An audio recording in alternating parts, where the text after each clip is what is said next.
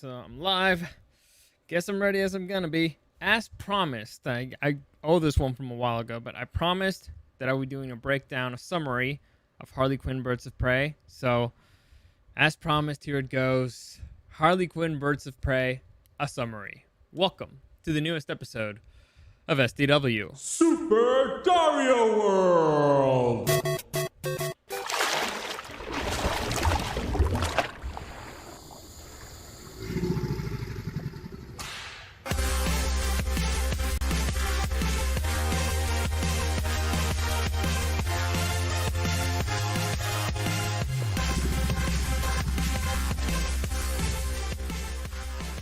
Alright, so no joke, this one nearly killed me. It was brutal. It was horrible. It was disgusting. It was one of the worst things I've ever done in my life. Just kidding. I had to go through the movie very slowly, taking notes, taking pictures. So for those of you who don't know, I have a YouTube channel. It's called Super Dario World, and I'm live on Twitch right now. So first off, any comments, questions, or suggestions, you can find me at Dario the Show on Instagram and at Super Dario World. And the YouTube channel I was talking about, I highly recommend you check this one out there. It's at Super Dario World on YouTube or at Super Dario World on Twitch. It's going to be up there eventually. I'm live, so it'll update there eventually. It shouldn't take that long, like a couple of hours maybe. I don't know. We'll see. Point is, it should be there today. And I highly recommend you check that one out today because this one is going to be very picture heavy. So it'll make it easier for you to follow along. So there you go. Let's get through this because I want to get away from this movie. So let's get started with Harley Quinn, Birds of Prey. So for starters, let me introduce you to the characters here. So the cast of the movie, we have, of course, our protagonist, Harley Quinn, who is playing the female Deadpool. Pretty straightforward. Then we have Helena Bertinelli, a.k.a. Huntress, who is playing the socially awkward assassin. You'll understand this in a minute. Then we have DINAH Drake as Black Canary, a.k.a. Black Canary, as the only girl who has powers but doesn't use them because it would be too useful. Next we have, in our list of heroes, we have Cassandra Cain, who was playing the klepto kid with an attitude problem. And finally, with our generous, we have Renee Montoya, Detective Renee Montoya, who is playing the detective who didn't get a promotion because her partner stole credit for a case she solved. Now, the only reason I mentioned this is because apparently it's super important, and they mentioned it in a movie 1,000 times, so I gotta make sure you don't miss it. All right, it's very important that you know this about her because they do mention it 1,000 times, and I gotta make sure that you know this. You gotta know that she's the detective who didn't get promoted to captain because her partner stole credit for a case she solved. It's very important. Remember it, okay? Next, let's check out the villains. We got here Roman Sionis, aka Black Mask, as the flamboyant germaphobe, and his assistant, Victor Sass, who is playing the Happy Helper. Dude enjoys his job, has a good time. Next, to round out the cast, we have guy number 1 as a piece of shit number 1. Next, we have guy number 2 as piece of shit number 2. Guy number 3 as piece of shit number 3. And pretty much every single guy in this movie are all pieces of shit. Except for Sal.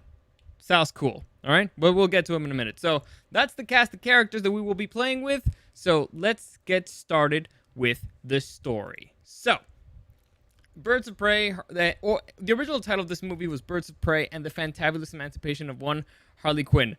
That title did not work because nobody really knew who the hell the Birds of Prey were, and so they decided to change it to Harley Quinn Birds of Prey. So, for those of you who are confused, that's why that happened.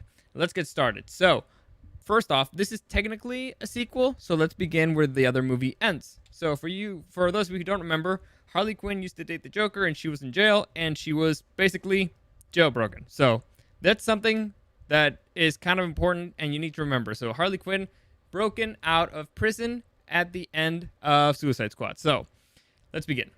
The movie starts with Harley Quinn giving you pretty much a summary of her life.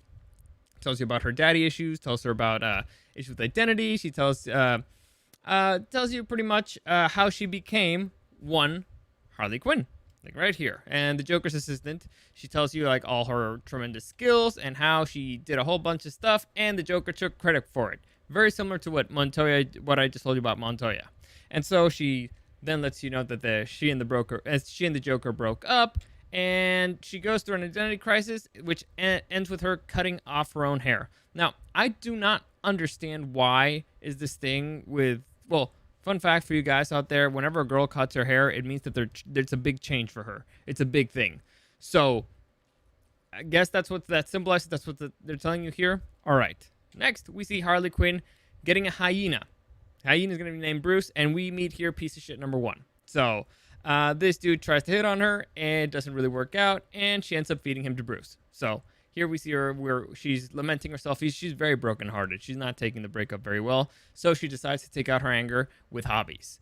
And she joins the roller skating team, I guess. I don't know how you call that. I don't really understand how that sports work, but the fun thing here is that her hair has grown back, right? Look at that. It's back to the original one. So a few scenes back. Still, this is the length. It's kind of like a little bit longer than shoulder length, and here it's pretty much that long. So somebody fucked up there in the editing. Next, here's we're introduced to Cassandra Cain, who's apparently a fan. Also, we're introduced to the fact that she is a pickpocket. A terrible pickpocket at that, because she's stealing from the guy who's immediately next to her. I mean, the dude's an idiot for having his wallet all the way out, but just immediately next to her and does not run away. She just kind of stays there. So, I mean, it's a place where they can very easily catch her, but whatever, you know? I guess she's lucky. Let's just, yeah, sure, she's lucky. Next, we can see Harley Quinn here surrounded by fans, adoring people are like, yeah, Harley, you kick ass.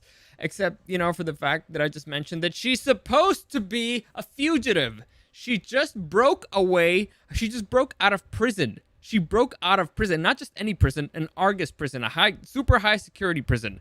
You know, where they keep the worst of the worst. Imagine that Argus is the DC equivalent of Marvel Shield. Like it's a secret agency for a secret agency, and nobody's hunting her down. Like, this chick went back to Gotham. You know where's the first place that I would look for Harley Quinn if she ever broke out of prison? Gotham. So there you go. And she's right in public. Like, she does not give a fuck. But you know, let's continue.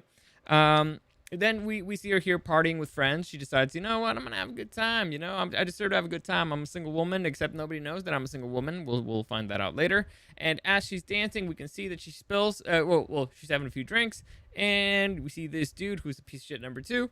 But wait, this thing is not moving the way it should. I think it's skipping a few things. Let me see that. Let me just see if I can correct this, because I feel like I'm missing a few things here. Let me see. This one was next. This one was next. What the hell? All right. So this guy gets really upset because she spills drinks on her, on him, because Harley spills his drink on him, and basically calls her a skinny slut. That's pretty much it. And then after he insults Harley Quinn, he puts his legs out over the table, basically begging her to break his legs. That's pretty much what it is. He has to know who that is, because supposedly everybody in this town knows who Harley Quinn is, or at least knows she's the girlfriend of the Joker. And dude just stretches out his legs right in front of her. So what does she do? Predictably, break his legs. Like, the easiest thing ever. Anybody and their mother could have seen coming. Like, dude just literally put himself in the position to get his legs broken. So there you go. After breaking his legs, the guy does absolutely nothing about it. He's just there in pain, not, you know, punching the ever-living shit out of her, but whatever. I mean, I guess that's a good thing. He's still a gentleman. After all, I mean, he did call her a skinny slut, but whatever. Then we are introduced to Roman Sionis. And Roman Sionis is the owner of this establishment. He's trying to get, you know, the mood back, and he goes up to Harley Quinn, and he's like, hey, you kind of just broke my driver's legs. Not cool, but whatever, I'll fire the guy. Is the Joker coming today? Harley's like, no, not tonight. And so Roman here tells his companion, Victor Zsasz, that, find me a new fucking driver. Because he's upset because he just lost his driver because Harley Quinn just broke his legs. Moving on, we see Harley partying like crazy.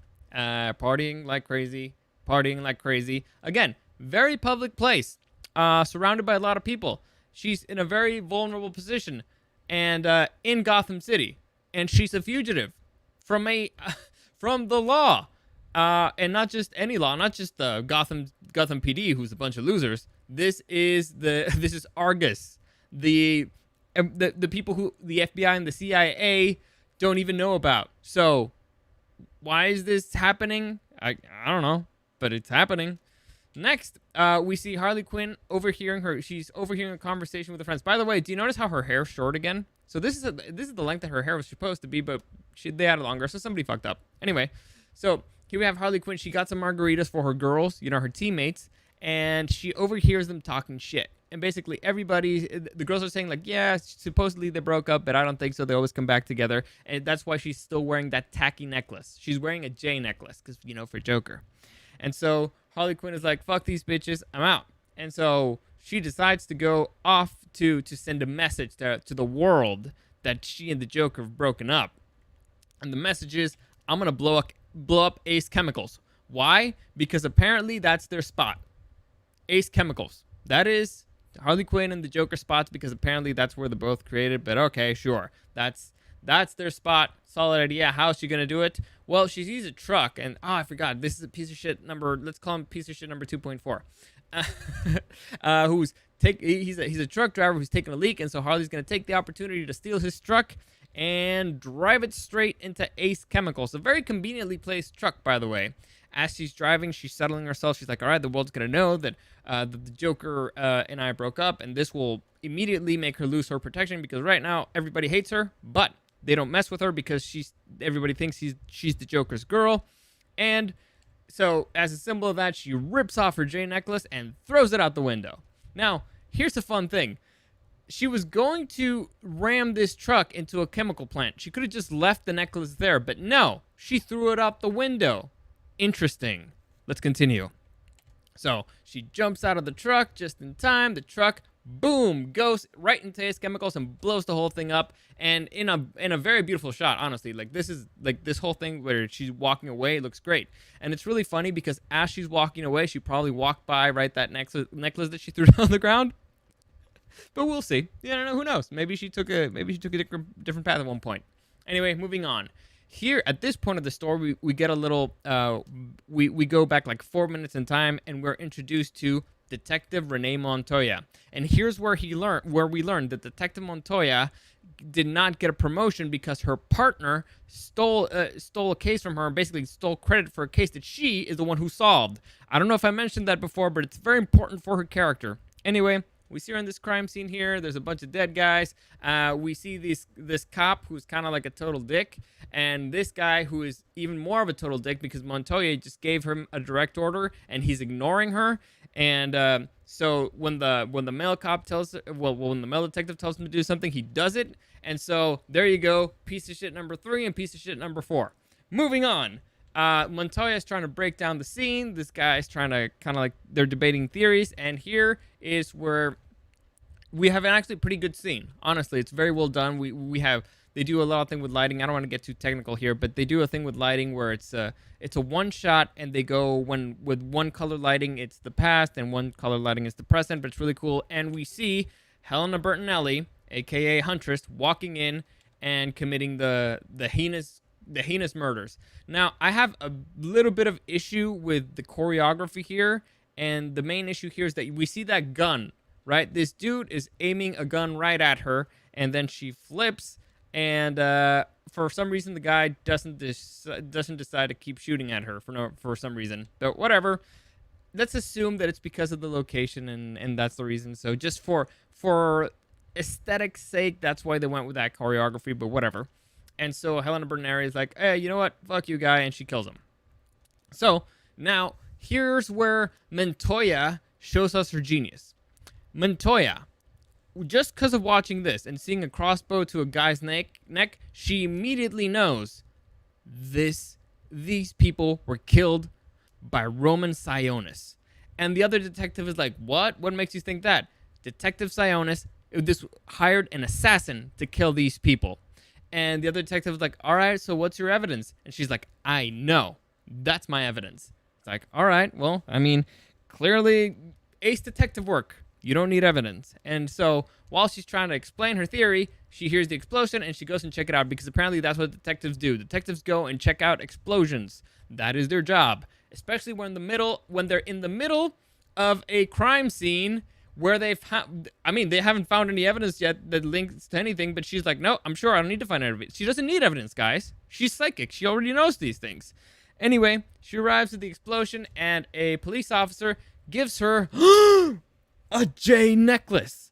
Or a necklace with a J. I don't know how you call that. But he gives her a necklace that was on the ground. So this dude arrives there, sees a necklace on the ground, is like, this is evidence. And so he gives it to the detective, and Montoya immediately knows, oh my God, the Joker and Harley Quinn broke up.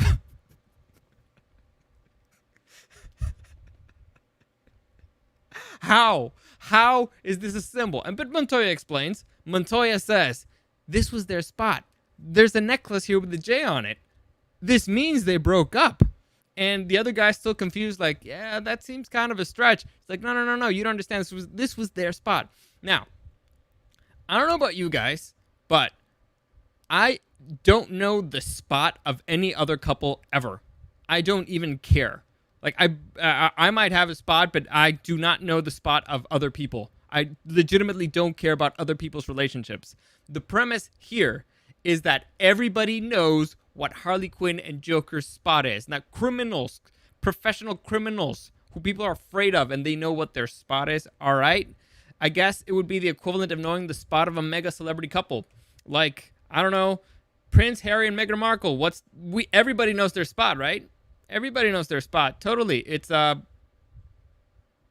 castle somewhere. Probably. I don't know.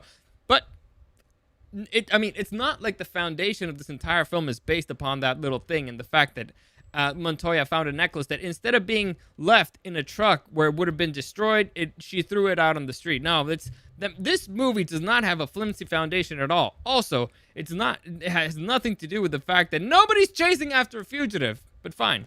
Let's move on. Next, we see Victor Zsasz and Roman Sionis having some fun. They kidnapped here some 3 Asian people, and basically, Roman, we get to see how crazy he is and how crazy Victor are, and he cuts off a dude's face, and then he kills the dude's wife too. And here, he's considering, you know what? I'm going to let the girl go. You know, he's taking off the tape, and he's like, I think we've sent a pretty good message already. We don't have to kill the little girl too. But then he sees that the girl has a snot bubble, and he's like, ew.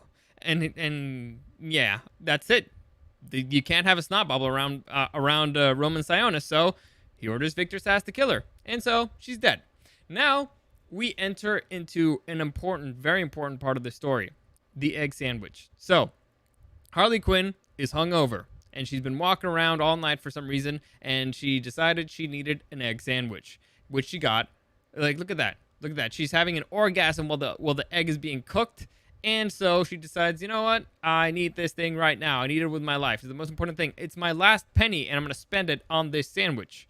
That is where we meet our buddy Sal. The only not piece of shit in this movie so far, and maybe in the whole film. We'll see. So he gives her the sandwich, and Harley's like, you know what? I don't have any money. I owe you 75 cents. And Sal's like, you know what?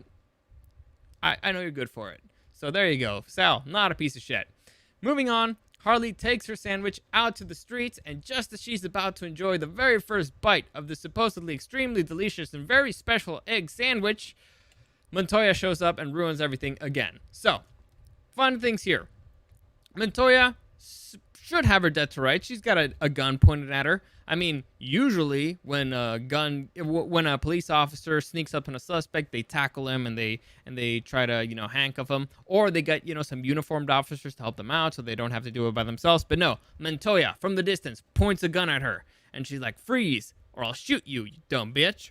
And so Harley Quinn does the reasonable thing and doesn't surrender. She just runs away. Why? Because Montoya is a pussy who's not going to shoot her, or at least that is what she is banking on.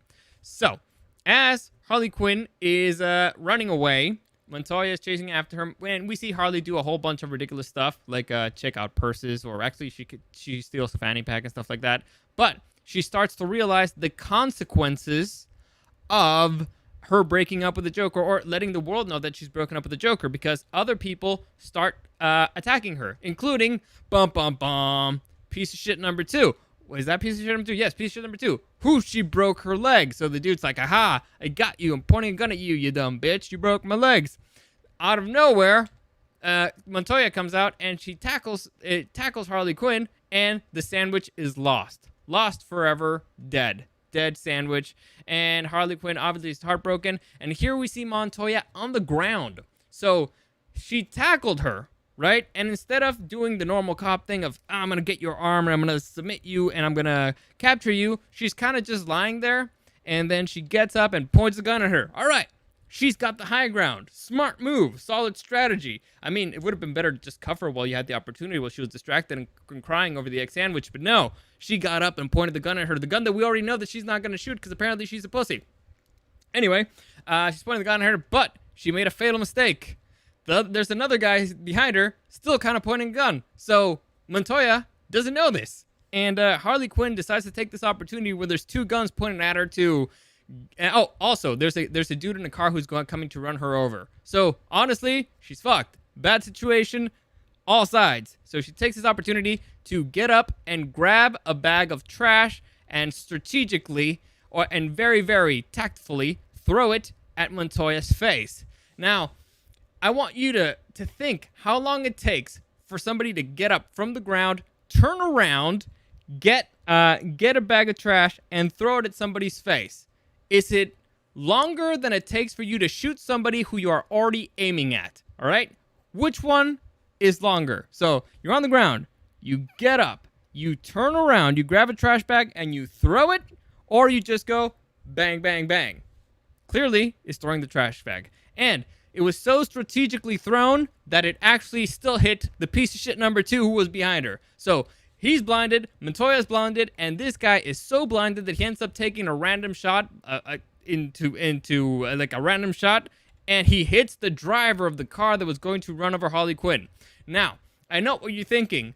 Harley Quinn was just saved by bullshit, right?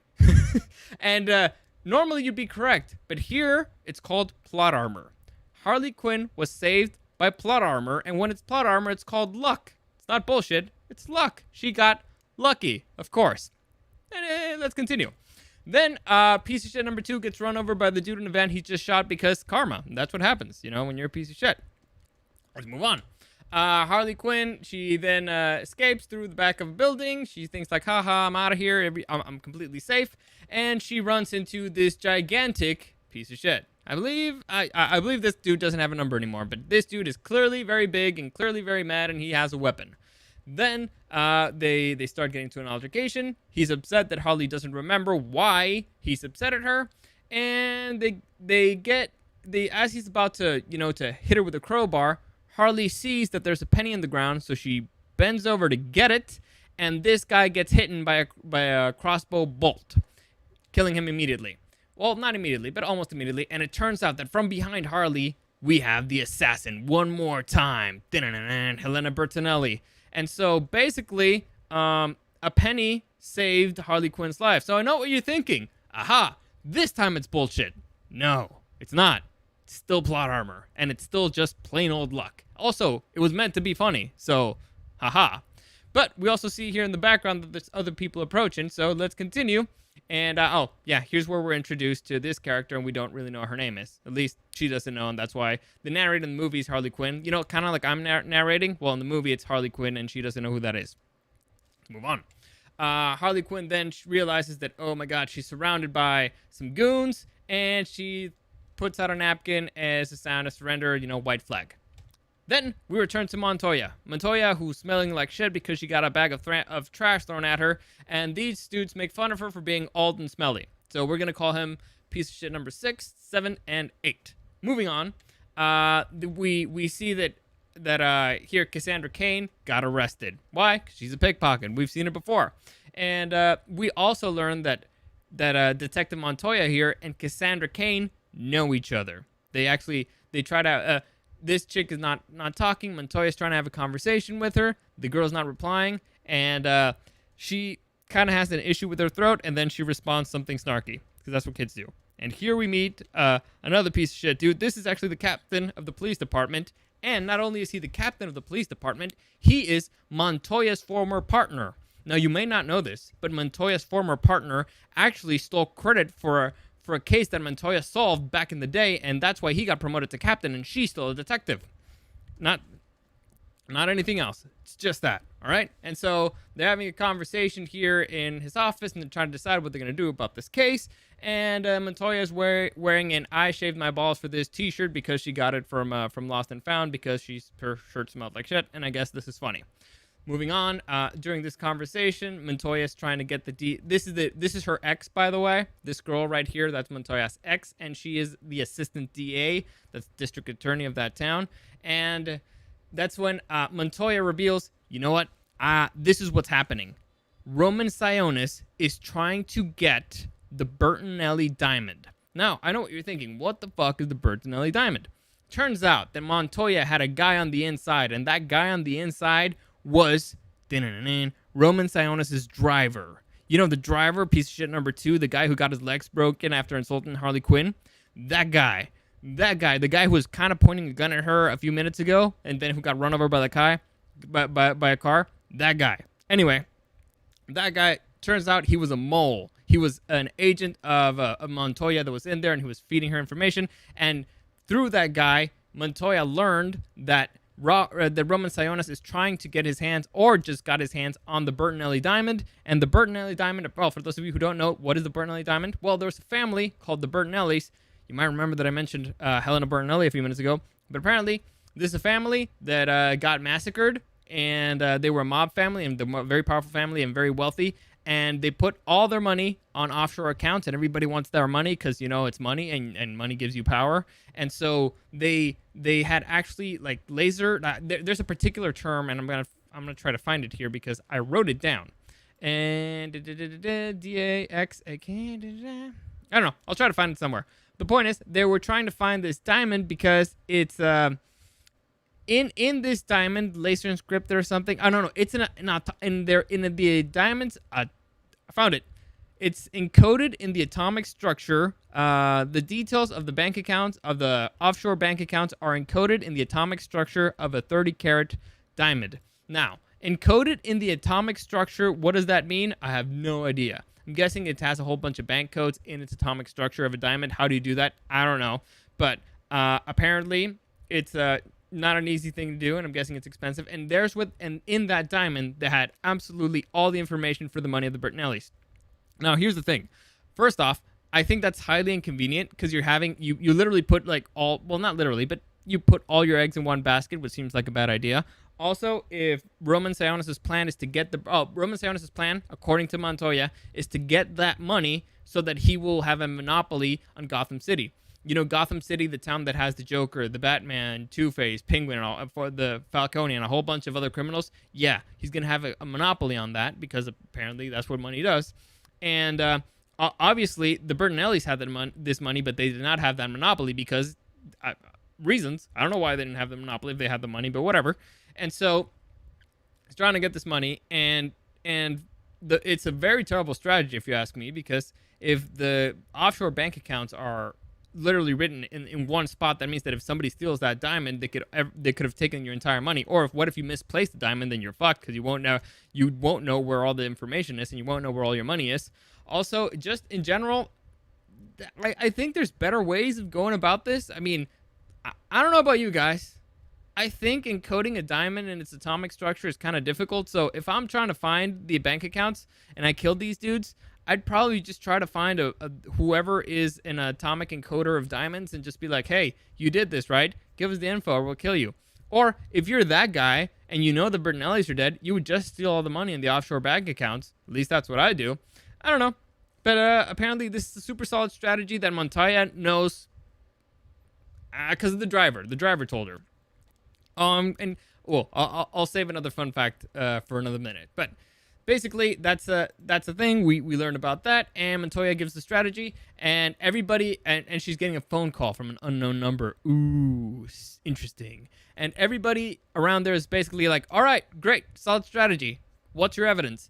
And Montoya's like, Well, the guy I had on the inside got fired because his legs got broken by Harley Quinn. So, besides that, besides the dude who doesn't work there anymore, I really got nothing. And so everybody is like, all right, well, we're not going to stick our heads out for this, so get out of here. And Montoya's like, you guys are pieces of shit. I should have gotten this promotion instead of you. I mean, she doesn't say it, but she says it with her face. And she gets really upset. You can see it. You can see it. She's saying it with her face. Moving on. So then the captain here gives the case to piece of shit number, what is he? Piece of shit number 3. And Montoya gets very upset about this. Why? Because she shaved their balls for this. Moving on. Montoya has a conversation with her ex. The ex is kind of upset that she's trying to use the DA, that she put the DA out there. They mentioned something, honestly, really not important to the plot. And she gets the phone call again. She answers the phone, and it's this random lady who is saying, Cassandra Cain's got the diamond, blah, blah, help us. And everybody and their mother is confused at this point. And all of a sudden, Harley Quinn shows up at the police station for some reason. She shows up in disguise and pulls out what I think is a grenade launcher or some kind of it's not a bazooka. I think it's a grenade launcher, and basically shoots the front desk cop in his face. Well, no, literally, but it doesn't shoot it with explosive. He shoots him with I think is a sandbag, but still in the face, and the dude goes flying away a few feet, hits the wall behind him. Now, I need you to remember, she does this inside a police station, okay? She walked into a police station, pulled out a grenade launcher, shot a dude in the face. Then she turns around and calmly walks in, and you can see all the cops behind her not looking. They're doing their thing. Like they got their dicks in their hands, walking around like they didn't hear it. A fucking grenade launcher go off. And even if you didn't hear it, let's say they're like, somebody farted. You should have heard the guy being blown from his desk to the wall. But nah, whatever. Nobody saw anything. Nobody heard anything. She goes through the metal detector, which, by the way, does not go off. And once she's on the other side of it, that's when she considers to reload. So she's about to enter an area filled with police officers who I'm assuming they're armed. And what happens? She doesn't even reload until she gets to the other side. And what does she find as soon as she finishes reloading? 2 cops. Literally just standing there. One has a donut in his mouth. And so what does she do? Naturally, she shoots one and she beats the other guy up. Now, there you go. Shot. Right? And I think she shoots him right in the face, and it's not pretty. And I think it's like a gas. That one is a gas one, so it sucks. She beats up the other guy. She starts shooting some smoke grenades everywhere, and some confetti ones, and pretty much starts shooting a lot of stuff everywhere. Now, I know what you're thinking. Well, while she's fighting all these people. By the way, that's a great shot. That the colors and everything is great. While she's doing all the shooting, all the stuff, somebody, in a police station pulled the alarm, or somebody in a police station pulled out their gun and started shooting at her, right? No, nobody, nothing. It's like they can't hear it. It's a magical grenade launcher that doesn't make any noise. But let's continue. She continues shooting police officers down the hallway, and here you can see a police officer actually running away. So instead of turning around and shooting at her, like a normal, reasonable police officer would do, he runs away. Cool. Fun stuff. But then again, in her defense, it is Gotham City, and they're all a bunch of pieces of shit anyway. So let's continue. She hits this cop here in the balls for some reason because, well, he's there, I guess. And here's very interesting, and I need you to pay close attention to this because this one particularly upset me. So you see this cop. He's coming downstairs, all right? Look at these stairs. These are very important. He pulls out a gun, and he's the first person to actually let out a round. You can see it. There's a flash right here. He's actually shooting. Dude is the first person to actually try to do something useful in here. Harley blocks it, knocks him out, and he knocks another guy out. Then she turns around and goes into her office immediately across the street from the stairs. You see, the stairs are right there. It's very important. Those stairs are very important. And what is it? And she walks into this office, points a gun at what? 5. 1, 2, 3, 4, 5. Between officers or detectives, basically with their dicks in their hands. She caught him off guard. Oh no, 6. I didn't even see this guy. 6 officers.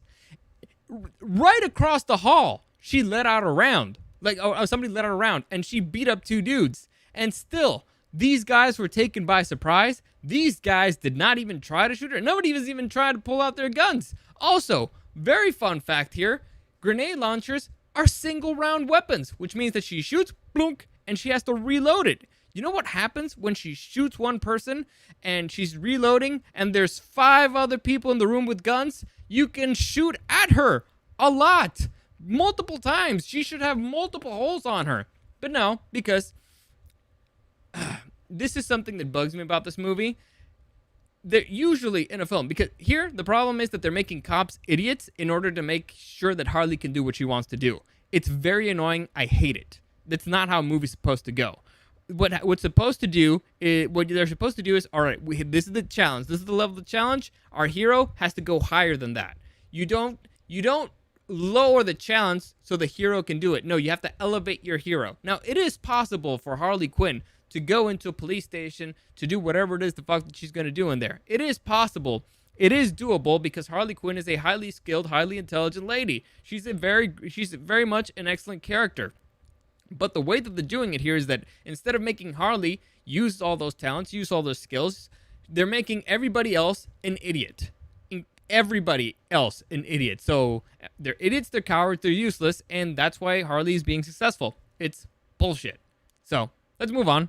Next, we have a flashback to 1 week ago, because right now you're probably very confused. I imagine I'd be very confused. I was very confused. So here we're introduced to Black Canary, or as I mentioned, her name, DINAH Drake. DINAH Drake is a singer, and she likes to be called Black Canary. That's pretty much all we need to know about her for now. And we see that here Roman Sionis is trying to make a deal with an Asian fellow. Now, if you guys remember this Asian fellow, he lost his face just a few minutes ago in another part of the movie. So apparently this deal is not going to go very well. Roman tries to convince him to be a part of my family. Bring your golden lions, which was like a mob thing, or like a gang. Bring your gang to my side and we'll be family. And the other guy's like, yeah, you know what? I don't need your help. And also you're kind of a weirdo, and also your family doesn't like you, so nah. And so Roman is like, all right, well, you're going to lose your face. He doesn't know it yet, but he's going to lose his face.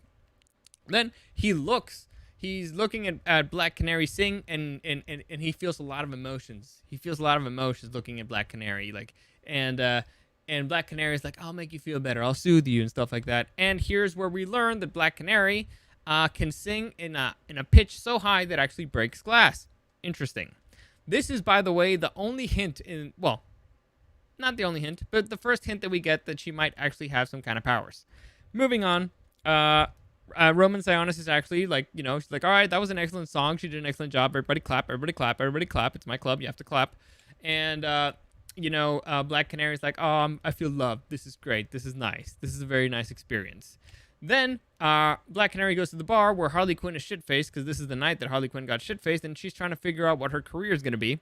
So she's still getting shit-faced. They have a conversation. Harley Quinn gives her a very sad story about what being a Harley Quinn means. Basically, you're a tool. You're made to serve. Nobody cares about you.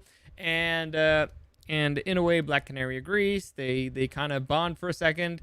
And Harley Quinn tells her, for the first time, the first time she tells anybody that she and the Joker broke up. And so Black Canary's like, holy shit, you broke up with the Joker. That means that you lost all your protection, but she doesn't really say it. And then this dude who's the creeper overhears that, and he goes up to Harley Quinn and tells her, like, you don't have to be lonely. And so he buys her another drink. Then he takes her outside, and he's basically kind of groping her while she's unconscious. Fortunately, Black Canary walks out there, and she decides, you know what, not my fucking problem. Keeps going until she sees that there's another dude with a van showing up, and she's like, well, I can't let this one happen. And these dudes, let's call them piece of shit number 8 and piece of shit number 9. They're like, wait, isn't this the Joker's girl? He's like, no, not anymore. Cool. And so Black Canary has to get involved, and she starts kicking their asses. And so Black Canary kicks these two dudes' asses. And while she's kicking their asses, through a window, Roman Sionis is actually seeing it, and he's like, holy shit, Black Canary is actually useful for something else than just singing. I thought she was just a pretty face.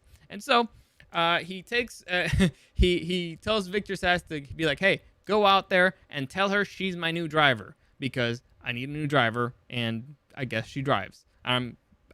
She doesn't want to do it because she's like, but I'm a singer, and I like the singing stuff. And Victor's like, I don't give a fuck. They say you're driving, and so she's the new driver. So she's been driving and so she drives around Roman Sionis. Oh no, before that she goes home, and that's where we learn that that Black Canary here and Cassandra Cain are neighbors. All right, they're neighbors. That we learn. We learn also that she's an orphan, and that her foster parents are also pieces of shit, and so that she kind of looks out after her, kind of like a little sister / neighbor or whatever. Next, as Black Canary is trying to leave her house, she gets approached by Detective Montoya. And here, Montoya does something that I consider to be very, very interesting. Montoya walks up to her and tells her, like, hey, so your predecessor, the former driver, he was actually a mole, and so I'd like you to be a mole too. How about that? And now, I think this is very interesting because I don't know if you guys know this, but I've had a conversation with a detective, a very long conversation, and with a procedure of how it is that you get an informant. This is not proper procedure. Usually, how the police officers get informants is somebody commits a crime, they catch him, and then they interrogate him, and basically, if they have him by the balls, they're like, you got to play ball, you got to be an informant, or we're gonna, and you have to help us nail somebody else who's bigger than you, and we'll lower your sentence, or we'll let you go. But you have to help us. Usually they have to have him by the balls. They don't just show up at your door and you're like, hey, so we used to have an informant who used to do your job. Because you know what happens if you do that? She could go up to Roman and be like, dude, you know what I just found out? Your former driver was an informant for the police. Every single thing that you've done before, we got to switch. Anything that he knew, we got to switch. We got to up security. We got to change stuff up. That's why you don't want to do it this way. And, maybe that's the reason why Montoya hasn't been promoted. I don't know, because this is very stupid. Also, if you're getting an informant, it needs to be approved by the higher ups, because you can't just decide to somebody. If you're a police officer, you can't just tell somebody like, yeah, we'll lower your crime. It has to be approved by higher ups. Also, they have to be the informant has to be approved by higher ups because they need to be reliable. They need to be able to use in court. What do I mean by reliable? So let's say a drug addict is not reliable, so you can't use him as an informant. Somebody who is, let's see, like complete. There's another thing that completely eliminates you. I don't know, but there's rules. There's things you have to follow. Also, you have to have a handler. There's a whole bunch of shit that she's doing wrong here, but whatever, because the plot needs to continue, right? So Montoya reaches out to her, and here's where we learn that Montoya actually knew her mother. And this is what makes her stop a little bit. And it turns out that Montoya not only knew her mother, but it turns out that her mother had powers. They don't specify what powers they are. And Montoya knows that she has powers too. Ooh. So again, they don't tell us what powers. They don't tell us how. They don't tell us anything. They don't tell us how Montoya knows. But Montoya knows shit, okay? That's her thing. She knows stuff. How? I don't know. I guess her power is not having to explain things, but whatever. Well, here at this point, Black Canary's like, you know what? Fuck you. My mom died helping you assholes out. Why would I help you? I'm piecing the fuck out. And Montoya doesn't like that. And there you go. She's cussing her out, and so she leaves. Here we have Victor Sass having breakfast with Roman Sionis, and Victor Sass, he's trying to calm him down because he just informed them that the crossbow killer killed more of his men. And Roman Sionis is like, what the fuck? Why do they keep killing my guys? Nobody's supposed to kill my guys. And I like crossbows. Why don't I own that guy? I would love that guy. He has a crossbow. And so that's when Black Canary shows up and he starts showing off his stuff. And Victor Sass lets Roman know that at this point Harley Quinn is single. She and the Joker broke up because apparently everybody knows that a chemical plant exploding means that the Harley Quinn and the Joker broke up. I mean, nobody in their right mind would ever think that a chemical plant explosion could be just an accident. No, it means that Harley Quinn and the Joker broke up, guys. That's what that means. It's their spot. Everybody knows it. Anyway, so Roman gets really excited about this. He's like, oh my fucking God. All right, I want you to go get her because I want to kill her. And you two, I'm going to send you to pick up something very important. So he sends them off. Where they send them off, we see Cassandra Cain here pickpocketing people and just being terrible at it. I mean, that's just terrible technique. Look at that. The lady is almost looking at her. I don't know. It's the way that the actress did it is terrible. You can see the purse move. Anyway, so we see Victor Sass here. And Black Canary walks out of the bank or whatever it is, Gotham City Imports, walks out of there, and he hands Victor Sass a little container, like a jewelry box, and that jewelry box has, the Bertinelli diamond. So Victor Sass grabs that diamond and puts it in his pocket, right? Now, he sends, this is very important, all right? I need you to understand this. This is very important. He sends Black Canary to get the car, all right? Victor Sass, Black Canary, go get the car. Well, he's checking out the diamond in the middle of the fucking street. So as she's trying to get the car, Cassandra Cain walks up from behind her, is going to pickpocket her. She immediately feels it and stops her, right? Stops her completely, dead in her tracks. And so she schools her about, like, one day you're going to pickpocket the wrong person, blah, blah, blah. And so Cassandra's like, fuck you, you're not my mom. And she goes across the street. Now, super important, okay? This, if you see where she's going, look at the street. This is her car. This is Black Canary's car. This yellow thing right here. Across the street, in the corner right there, we can see Victor's ass. So we can see him chilling, which means that Victor Sass told Black Canary, go get the car. And by go get the car, he means walk across the street and cross the street with the car. That's it. That's what he meant by go get the car. Just basically cross the street because I do not want to walk that far. That's what that means. Or maybe it's plot related. Who knows? So, whoa, what the hell is that? Oops, sorry. Moving on. So, Cassandra Cain is running in the direction of Victor Sass. And as she walks by him, she puts his, because Victor Sass obviously is a total asshole who's looking the other way. And she goes there, hand, pocket, boom, steals the diamond. Now, how high in his pocket this box was, I don't know. I have no idea. And now, there's a lot of interesting, you know what, I'm going to get into the pickpocketing thing, but she gets it.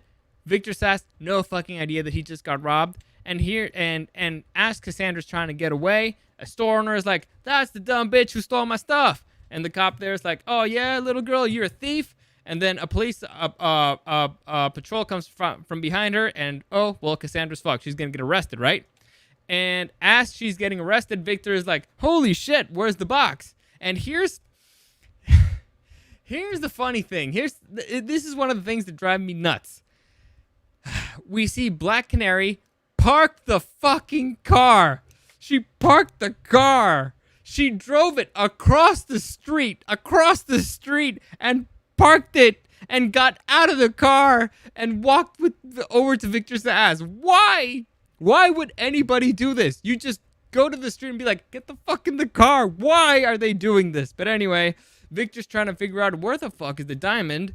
And when Black Canary looks and sees Cassandra getting arrested, she's like, oh, that dumb bitch. Because obviously Victor is a dumb shit who doesn't know anything about anything. He still can't figure out that a little girl getting arrested by cops who was a pickpocket is the one who stole his stuff. But she can, but all right. So they get really upset. They chase after them. And the cops are like, you know what? Fuck you, and drive away. They keep going. Now, here's the fun thing. You know what usually gets cops' attention? People running towards them screaming, stop. But here, it's Gotham City, guys. The cops suck. They're terrible. They're terrible at the job, so maybe that's why they ran away.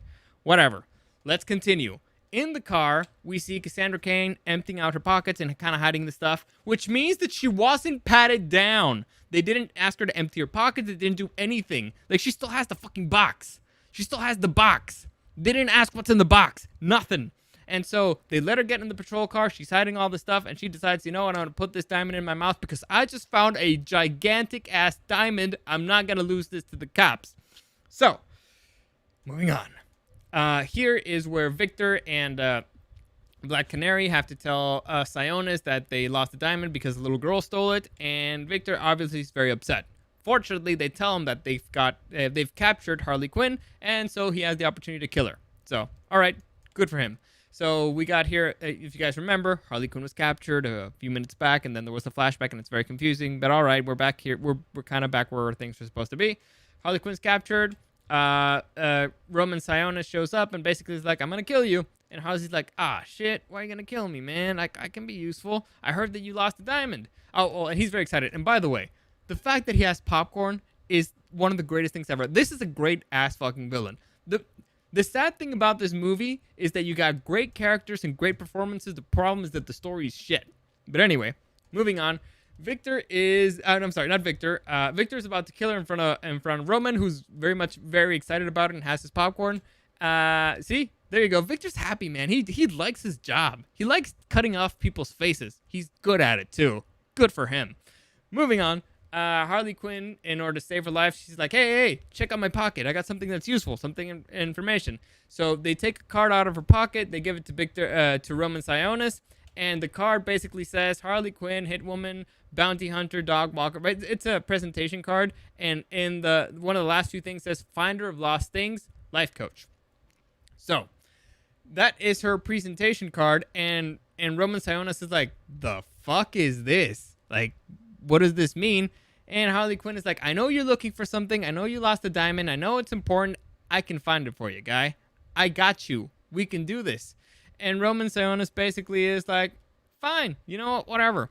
But if you don't bring it by midnight, back by midnight, I'll kill you. Now, let me tell you why this is the dumbest strategy ever. Okay. It's the dumbest strategy ever because, first off, you already have her. Why would you let her go? Like, if your plan is to kill her and you don't need her for anything else, why don't you just kill her? Honestly. But all right, okay, let's say you really want that diamond. You're very desperate for it. What tells you that she's not going to steal it? What tells you that she's not going to run away? Also, why would she give it to you? You want to kill her. There's nothing in here that makes any fucking sense of why Harley would help him. I mean, basically, the only thing here the only thing that Roman thinks that he has on her is like, if you don't do this, I'm going to kill you. You were already going to kill her anyway. It makes no sense. This, let's just say, flimsy excuse. And so he gives her a good smacking, and Harley Quinn goes into La La Land, and he starts imagining a whole bunch of stuff about diamonds. Then she gets away and has a snarky conversation with Black Canary, and Victor Sass Roman tells Victor Sass to basically tell every mercenary in town that I'm going to give $500,000 to whoever gets this girl first. Very important. This is very important. Alive. 500,000. I'm sorry, I said 500 million. I said $500,000 reward for Cassandra Cain. Cass Cain. Alive only. Worthless is dead. This is very important. Alive only. Okay? Let's move on. Oh, by the way, here's where Black Canary gets that message, and she's like, oh, fuck, I gotta tell the police officer because I don't want them to kill this little girl who's my neighbor. And so that's when we go back all the way to the point before everything got really weird, and we got Black Canary calling Montoya, and we come back to this stupid room that makes no fucking sense. So everything's good, right? We're back, we're reset it, now everything should make sense, hopefully time-wise. Let's continue. So we're back with Harley Quinn pointing a gun at a cop. Well, a single shot gun in a room full of cops, but all right, whatever. She shoots him. The dude tells her, gives her information of where to find Cassandra Cain. She shoots one of the guys, and she walks away. Now, I need you to understand this. She's kind of in the middle of the room, turns around, and walks away. Nobody shoots at her. Nobody shoots her in the back. Anyway, Gotham PD is useless. Let's just say that. It's not that they're idiots. It's not that they lowered the standards. It's not that they want to make things easy for her. The writers, by the way. No, it's Gotham PD, guys. They're just bad at their jobs. And we see here a poster of Captain Boomerang, and you're like, oh, well, so the Suicide Squad did happen? They're not just retconning everything? Why has nobody mentioned that she's a fugitive at all? But all right, let's continue. Then she starts opening up the jail cells, but she fucks up, so she just hits everything. That sets off the kind of like the water the sprinkler system, and it starts opening shit up. And which leads to her walking up to Cassandra Cain and being like, hey, so you're Cassandra Cain, you're coming with me. And the jail cell's open, and we start a fight. Because, I mean, I don't know you guys, but if I'm in jail and the jail cell is opened up, instead of leaving and going home, I'm going to try to beat up a girl who's there. Because apparently that's the thing that you do. Because you got piece of shit numbers, 12, 13, 14, 15, 16, 17 here. All right, so 6 dudes versus 1 girl. All right. Obviously, Harley Quinn beats their asses because because they attack her one at a time, and it's because it's convenient, and not everybody just, rushes her in the way they would win. Because, all right, fine. They're not team players. Also, they're gentlemen. They fight the girl one at a time. And obviously, because she's smart, Cassandra Cain is like, peace out, motherfuckers. I'm getting the hell out of here, because she's the one person who actually has a brain in there, apparently. And Harley Quinn's like, fuck, I gotta go chase after this kid. So she goes, and as that's happening, we see that there's a group of mercenaries with guns coming into the building. And Cassandra manages to find a way to I need a glass of water, man. Like, I need a glass of water.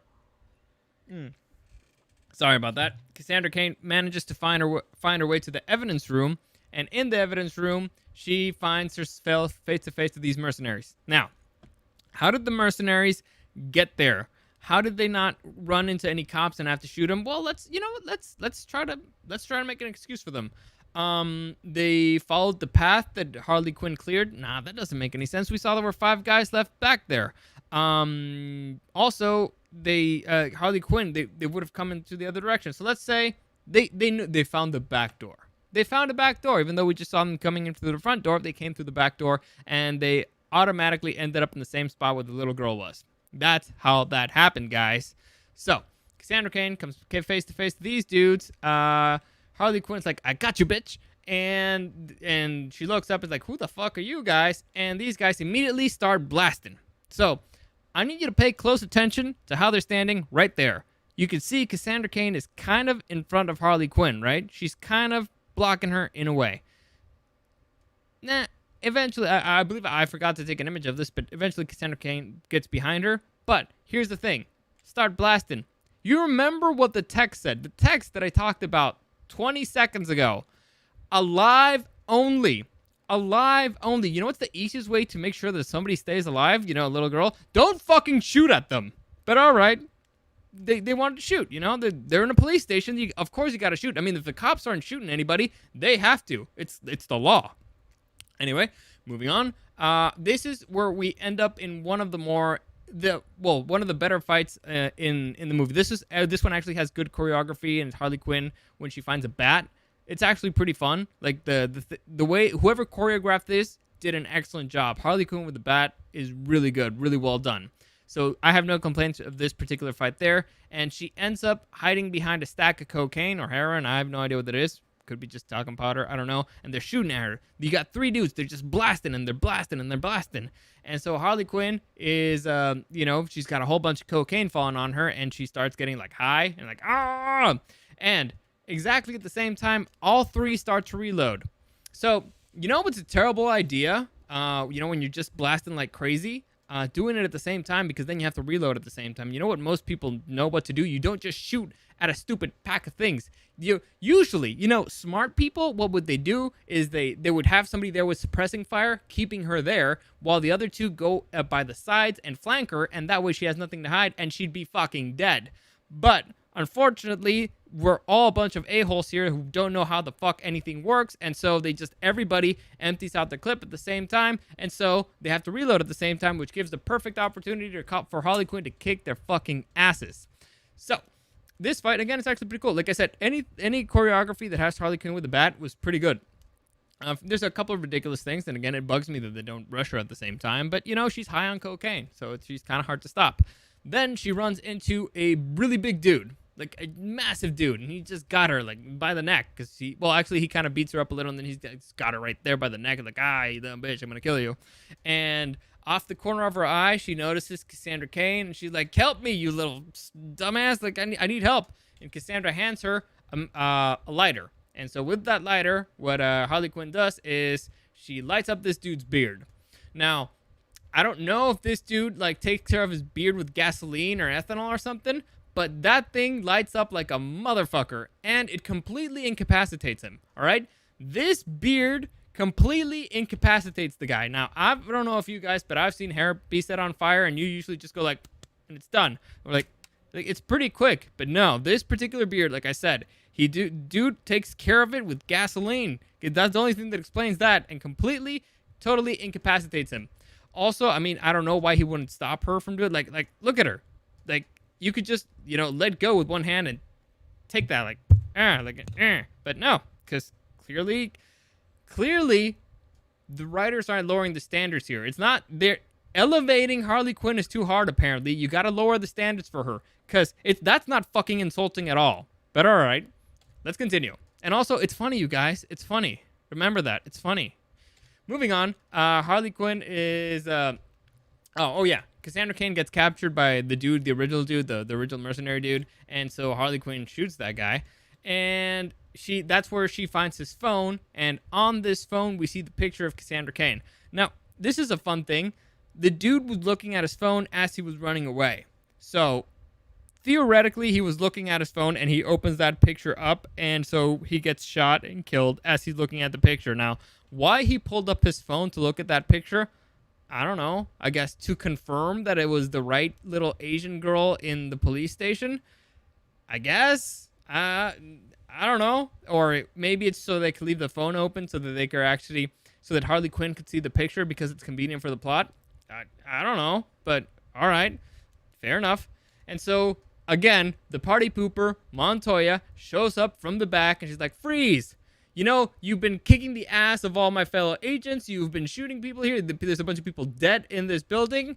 But I'm finally going to start being useful. So she points a gun at her. And if there's something that we know about Montoya when she aims guns, is that she's not going to fire at anybody. So what does Harley Quinn do? She throws the phone up, kicks it in the air, and hits Montoya in the face, knocking her out with a phone. Because, again, I don't know. You know what? Maybe this is why she doesn't get promoted, guys. Maybe this is why she doesn't get promoted. Because she keeps letting people go when she has them dead to rights. Anyway, Harley Quinn then gets the little kid in the van. They drive out of there. And there's this crazy bitch shooting at them. And so Harley Quinn gets a stick of dynamite out of her fucking ass, I guess. And makes the kid throw it at her, killing this chick. Because, all right, fair enough. So that's when we learn that Cassandra's like, hey, why the fuck are you taking me? Like, let me go. I didn't do anything. I'm not worth $500,000. And Harley Quinn's like, stop lying to me, you dumb bitch. I know you got the diamond, so either you tell me where it is or I'm going to kill you. And the girl's like, well, I ate it. And Harley's like, well, there's two ways to get it out of you. One of it is laxatives. The other one is a knife. And so basically Cassandra Cain is like, all right, fine. I'll take the laxatives. And we also learned that she's pretty good with sleight of hand, taking off the handcuffs that originally had a prisoner. And here's something very interesting. Harley Quinn gets out. Well, the Cassandra thinks Harley Quinn is cool, and she asks her like, "Hey, how do I become you?" And that's when Harley Quinn kind of gives her like a very shortened version of her life story, kind of the thing that we heard in the beginning, like, well, you got to get a PhD in psychology, you got to fall in love with a client, you got to be a psychopath, blah blah. And the thing is, she mentions you have to get arrested, go to jail, become part of the Suicide Squad. She doesn't say that exactly, and then get broken out of prison and go back with your lover, get dumped, and then become your own woman. So, by Harley Quinn's own mouth, they should be looking for her. She's a fugitive. She escaped out of Argus. At first, you could be like, well, maybe this is a different period of time. Maybe they're retconning the whole thing, which is possible. They could retcon the thing, but they're not retconning it by her own fucking mouth. She just said it. She broke out of prison, but whatever. Nobody fucking cares. Anyway, moving on. So they steal the stuff from the store, and they go to Doc's place. And here's where we meet Doc. Doc is apparently the only person in the world who cares about Harley Quinn. And apparently, here's a fun fact. Doc knows everything that's going on around town, and he knows everybody, and everybody knows Doc. We also learned that Harley Quinn is staying in the upstairs bedroom. So, let me think about this for a second. I am a fugitive from the law. The guy who knows everybody in town, that means that everybody knows him. That means that his establishment is a popular place. That means that people go there. If I live there, people will know that I'm there. It's hard to keep it secret. It's hard to keep things secret in a popular place. Meaning that she chose to hide in the worst fucking place possible. Like, the worst place possible would probably be the Batcave. Second place would be Doc's place. Like, what the fuck are they thinking in this stupid fucking movie? It's like, you just said it. You literally just said it. The scene before, they just said it. She's a fugitive. She's escaped from prison. People should be wanting to hunt her down, and she goes to hide at one of the most popular, at the place of one of the most popular dudes in fucking Gotham City, where I'm assuming a lot of people go. But fine. The plot, you guys, the plot requires it. Let's move on. And oh, there you go. Harley Quinn's saying, yeah, he knows everybody, blah blah. And Doc's like, hey, people are looking for you, including you, little girl, because apparently Doc already knows about the little girl because he knows everybody and he knows everything going on. And he's like, go upstairs and hide. So they go upstairs and they hide. Here we learn that Harley named her pet hyena. She named him Bruce, and after Bruce Wayne, which is funny, I guess. And yeah, it's funny. I'll give it to you. It gave me a chuckle. But here's training a fucking hyena. Like, you know, I don't even want to get into it. A baby hyena, I could get it. A pup hyena, a grown ass hyena, training it. I ain't even gonna go there. No, it's stupid. Moving on. So they start bonding there, and here's a fun little thing. I don't know if it was a mistake or if it was just gross, but if you look at the milk cart, Harley Quinn pours cereal for both of the girls, and they sit down on the couch and they start watching cartoons, right? If you can see the little girl here, well, not little girl, but Cassandra Cain has a small gallon of milk in her hands. She picked it up from the floor. Now this thing already looks half empty. So it's not that they just bought a gallon of milk and that's the one they're using. Is that she picked one off the ground and it was already open. Now, it's possible that this is just a movie mistake and they were supposed to open it, and they've done this scene so many times that they were like, just keep using the same one. Or it's possible that they're using a gallon of milk that Harley Quinn just left on the floor all day and it's going to be like warm, gross milk. I don't know which one you prefer. I think it's just the gross one. But moving on, they said they're watching TV, and here we go. We have the Huntress arriving where? At Doc's place. Oh my God, this thing got cut wrong. Yeah. There you go. She arrives at Doc's place because Doc apparently has a reputation for knowing everybody, and so she thinks he'll help him to find somebody. So again, this is a person who is out of town. She doesn't know anybody here, and the first thing she does is she wants to go to Doc's because apparently Doc knows everybody, which means that this is a popular fucking spot that people go. Anyway, moving on here. Yeah.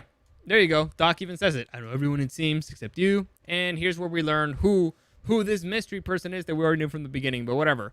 Here we see the story of a flashback, young Helena Bertinelli, her family getting killed, and this dude who takes pity on her and is like, you know what, baby, I'm not going to kill this little girl, pretends that she's dead, takes her to Sicily to be raised by her brother and her father, who are two trained assassins, so they train her to be an assassin, and she ends up, killing people who returning to Gotham, trying to kill the dudes who killed her family. So far, really cool, really badass, right? Here's the problem. Immediately after they introduce this character as a badass assassin, they make her a fucking joke. And I mean immediately. They have her in the mirror trying to practice, like, you know what they call me? Huntress. No, that didn't work. They call me Huntress. Nope, that didn't work. They call me Huntress. It's funny, you guys. It's funny. Anyway, moving on. So there you go, Huntress. And so Huntress tries to get help from Doc to find somebody. Next, we get Roman Sionis, who's really upset because he just found out that Harley Quinn stole the girl and the diamond along with it. Even though Harley Quinn technically hasn't really stolen the girl, she's just trying to get her to, pass the diamond or whatever. And here we have one of the more bizarre scenes in the movie. Roman Sionis is upset, and a girl laughs at another table. And Roman is like, did you laugh at me? Is she laughing at me? And Victor, who is, again, a fun guy, tells her, yeah, she's laughing at you, boss. And so Roman loses his shit. She goes after her. She tells her to get up on the table, clears the fucking table, tells her to get up, start dancing, and gives a knife to her boyfriend or date or whatever, and tells her to rip off her clothes, right? Now, I get that this is a shitty thing to do. I understand it. And I get that it's meant to show like, oh man, this dude's a piece of shit. I understand that. But we just saw this dude earlier cut off a dude's face and his wife's face. Well, he didn't do it, but he ordered it.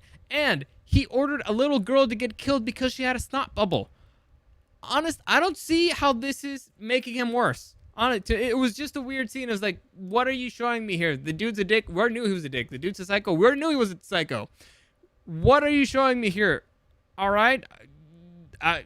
things, I guess. Well, the thing here that they're showing us is that it's not us. They're showing Black Canary, because Black Canary's upset watching this, right? Because, how dare you do that? I mean, you've been driving him around for a week. You clearly, by this point, should know he's kind of a piece of shit. She's been working with the guy for years. If you haven't figured out the dude's a piece of shit for years, it's kind of on you. Anyway, moving on. Here, Victor is like, because he sees her face, she's upset. And he's like, you're not going to betray me, are you? And she's like, no, I wouldn't betray you. And here we have something interesting, and that's that the Huntress is in there. She's kind of checking this whole thing out, and Victor's ass finds that hysterical. So clearly they're not foreshadowing anything, right? Nothing at all. Let's move on. Here we have Montoya putting ice on her head and still wearing the I shaved my balls for this t-shirt. The DA shows up, and basically they get in a fight. Apparently what Montoya did is she stole a cell phone from a crime scene. What cell phone? It's the cell phone that Harley Quinn kicked her in the face with. Is that fair? Threw in her face, kicked in her face? I don't know. Point is, she stole that cell phone from that crime scene and sent it to the DA so they can trace the phone number. Why? Because if they could trace the text saying that, hey, get this little girl, we'll give you money, all the way back to Roman Sionis, then she's got him, guys. She's got him. That's her plan. And she's going to break the law for her plan. I mean, she probably could have done this legally, but because it seems reasonable to trace a text message, sent to an assassin. But no, she wanted to do it the illegal way. And so since she did it the illegal way, there you go. Yeah, that's the thing that she wanted to get traced and see if it links to Roman Sionis. Her boss is like, hey, that's legal. You're suspended. And she's like, fuck you. The only reason why you got that job is because you took credit for something I did. Or something because I don't know if you guys know this, but she solved the case back in the day, and her partner, who is this guy, took credit for it, and that's why he got promoted and she didn't. Anyway, by the way, that's when, and this scene is when the ex-girlfriend tells her she's an alcoholic or something like that. Like, why don't you go get a drink? It's almost noon. Point is, she got suspended, and Montoya's like, fuck you guys. I don't even need this badge. It doesn't mean anything. It doesn't let me do anything I want.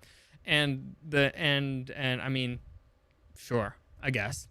Moving on, we see Harley Quinn bonding with a little girl here, and suddenly there's a knock on the door. And as there's a knock on the door, like, let's get the fuck out. We get to get the fuck out of here. And so they're going to go out the window, but unfortunately out the window is a dude with a giant slingshot and apparently what is like roll-up dynamite or something. I don't know, but he shoots it at him, and so they hide under a table because that'll help you. Bruce is like, ball, this is awesome. And he chases after the ball. And Harley's like, no, Bruce. And that thing blows the fuck up. I don't know how this table really saves him or protects him in any way because the table's on the top, but whatever. Somehow they survive. And she's like, Bruce, where are you? Bruce. And so she's like, nobody knew we were here. How's the nobody knew we were here? How is it? Does this make any sense? We're in one of the most popular places in Gotham. And I walked in through the front door. How does anybody know that we're here? It makes no sense. And so she walks out freaked out being like, Doc, are you okay? And it turns out that Doc was a piece of shit too who betrayed her and is like, hey, somebody offered me a lot of money to tell them where they are. Also, my place is kind of a popular place, so people kind of were going to figure it out pretty quickly. So I just told them and made money. Sorry. Peace out. And I want you to realize something very important. A few seconds ago, there was a guy knocking on her door and somebody with a giant slingshot throwing a bomb at her through her window. There's nobody fucking there anymore. Because, all right, nobody stays there. You know what? Maybe he just wanted to show off his slingshot and his bomb and is like, let's get the fuck out of here. Dead or alive doesn't really matter. I mean, it's not like we really epically pissed her off. No. Let's just get out of here. Let's assume she's dead and keep going on with our lives. Because that's a smart idea. Moving on. So she's very upset because of Doc, and Doc's like, well, later I'm going to open up a nicer restaurant in a city that's not a total piece of shithole. But Doc, why? And that's when she realizes, you know what? Can't trust anybody. I'm closing off my heart for everybody else. And so she calls Roman Sionis, is like, hey, dude, let's have a deal. And Roman Sionis is like, all right, well, we made a deal. We're going to meet up at a certain spot. And he sends Black Canary and Victor Zos over to meet them and do the exchange with the little girl for the diamond. That's pretty much it. And oh yeah, there you go. They're having the conversation on the phone. They're making the deal. And here we learned that Montoya was upset obsessed with Roman Sionis. You know when they have like the whole bunch of stuff on the on the mirror and shit like that. Like they've been trailing the guy and following him again without authorization from his boss, without any real evidence for anything. She just had a hunch and she had to follow it. Again, this might be the reason why she doesn't get promoted, maybe. And she's also kind of shed-faced and she's about to start a fire inside, which also might be a reason why she doesn't get promoted, because she's an alcoholic. Also, she's setting a fire indoors, but all of a sudden, she gets a text. A text from Black Canary saying, "Amusement Mile, the booby trap, hurry!" Now, I'm assuming that everybody knows what the booby trap is, so, okay, I'll allow it, but whatever. She sends a text, and we see Montoya fall over trying to get her phone, meaning that she's clearly very fucking drunk. Next, Victor Sass is on the car with Black Canary. He's like, "What the fuck's wrong with you? Are you okay?" She's like, "Yeah, whatever." And Victor Sass notices her phone starts vibrating. And there he sees it. A text message. "Meet you there." And so Victor Sass, being the not total dumbass that he's been so far up to this point, he's like, "This bitch betrayed us." So he calls Roman Sionis. Is like, "Hey, that bird is betraying us." And Roman is like, "No!" And he starts crying. And he's like, "You know what? Fuck this bitch. Don't kill her yet. I want to go there because I want to kill her." And so he puts on his mask and his costume and he heads over in that direction. So in the meantime, Harley Quinn and Cassandra Cain are arriving at the booby trap. I guess that's the name of this place. Yeah, booby trap. There you go. And they start setting things up. Harley Quinn tapes the girl up to a toilet, and she's like, basically, shit that thing out before they get here, or you're dead. There's no other options. Option number one, you shit it out. Option number two, they will cut it out. That's it. And while she's doing that, boom, Montoya shows up at the door. Now, this is very interesting. Montoya is fucking drunk, and she's in the middle of this fight drunk. And also, how the fuck did she get there? Was it an Uber? I don't think so. Not enough time, which means she drove there, which means she was drunk driving, which this is probably the reason why she doesn't get promoted. Maybe that's the reason why she doesn't get promoted, because she's a cop and she's fucking drunk driving. Anyway, so they're in this fight, and they're kind of like going 2 for 2 until Harley Quinn throws her out the fucking window, right? So they're 2 stories up. She gets thrown out the window because she's drunk, and Harley Quinn is kind of a badass fighter. And then Harley Quinn sees, somebody shoots her with a dart in the neck, and it turns out it's Victor Sass, who had a tranquilizer dart. And so Harley Quinn goes down, and Black Canary immediately goes and tries to help the little girl cut her out. And it's like, "You gotta get the fuck out of here," while this dude's distracted. And Victor Sass going to be a creeper with Harley Quinn because it's what he does. Dude's, yeah, he likes having fun. He's enjoying himself. He enjoys his job. And he tells Harley Quinn, like, "See, you see every single one of these scars is somebody that I killed, and I held a special place for you. Here's where you learn that the dude is not only a psychopath, but he's also a very talented badass. Or at least a heartless killer." I don't even know how we even put it, but the point is, dude's crazy. Moving on. He goes over to Black Canary, and he's like, "I know you're betraying us. Either you gut the little girl and prove that you're not betraying us, or I'll kill you." Black Canary's like, no, I'm not doing anything. Put your gun down. And all of a sudden, out of fucking nowhere, Harley Quinn manages to move, because I guess they used the shittiest fucking tranquilizers ever, and pulls it out, distracting Mr. Victor Sass. And all of a sudden, boom, crossbow to the neck. And then we see Huntress there. And so then Black Canary stabs him in the neck, and he falls down next to Harley Quinn, who continues stabbing him. So at this point, the badass fighter of the 2 villains is dead. And he didn't even have a fight. So the creepo dude who cut off faces, the dude who you actually hated, the dude who actually scared you, is dead. The only guy who's left out of the villains is, just the flamboyant dude, who may or may not be kind of useless. But they killed off the villain without a fight. Well, one of the villains. The villain who actually couldn't fight. They killed him off without a fucking fight. Yeah. Smart filmmaking. Good idea. Let's see how that works out. Let's continue. And out of nowhere, Montoya climbs out of the fucking window. She climbs back in. She's drunk. She got kicked out of a second-story window, and she's clean. Her shirt's not even fucking dirty. She's wearing white. Ah! But fine. You know what? That kicked, sobered her up. She's sober. She went down to the ground. 2 stories, 2 floors. Boom. Knocked the drunk right out of her. She climbed back up the window. Not even a single scratch on her. And she's pointing the gun at Huntress. She's like, stop it, bitch. And you're an assassin for what's his name? For Roman Sionis. And she's like, huh? I just killed Roman Sionis' guy. And everybody's very confused. Everybody's trying to calm somebody down. Cassandra Cain gets the gun and is like, let me the fuck go, motherfuckers. Everybody's trying to get absolutely everything from me. What the fuck's happening?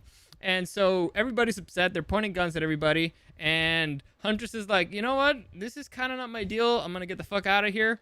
And Harley Quinn is like, I'm sorry, kid. I'm sorry. I didn't mean to betray you. I'm just a piece of shit. And all of a sudden, she's good. Like, she could get up. Like, that tranquilizer seriously did nothing. And maybe, let's say, she used a lot of drugs. Huntress is like, I don't know why she wanted to kill her at that point, but doesn't really matter. And that's when Harley Quinn is like, why the fuck did you want to kill me before? She's like, I didn't want to kill you. I was like, well, who the fuck are you? She's about to do like, my name is. And then Montoya's like, Helena Bertinelli. Because I don't know how the fuck Montoya knows things, but Montoya knows things, all right? She figured it out.